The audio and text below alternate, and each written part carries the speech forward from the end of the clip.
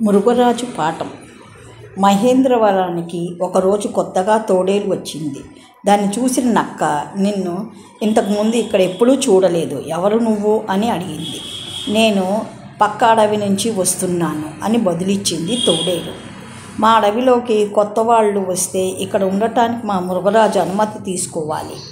ముందు ఇక్కడికి వెళ్దాం పద అంటూ దాన్ని తీసుకెళ్ళింది నక్క.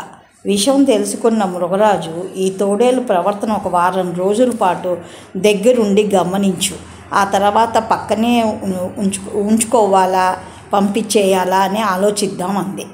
వారం రోజుల తర్వాత రెండూ కలిసి మురుగరాజు దగ్గరికి వచ్చాయి.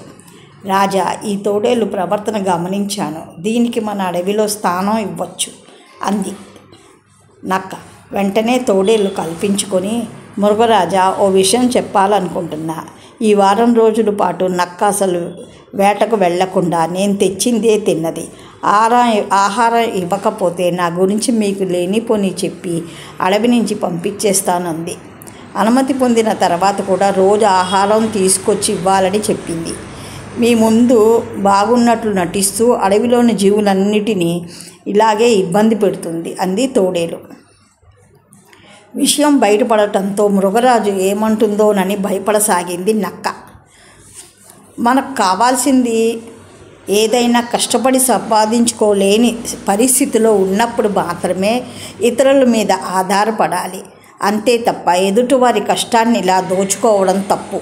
దానివల్ల మన వ్యక్తిత్వాన్ని, గౌరవాన్ని కోల్పోవాల్సి వస్తుంది అని చెప్పింది సింహం. దాంతో, నన్ను క్షమించండి రాజా, ఇప్పటి నుంచి నా ఆహారాన్ని నేనే సంపాదించుకుంటాను అంది నక్క.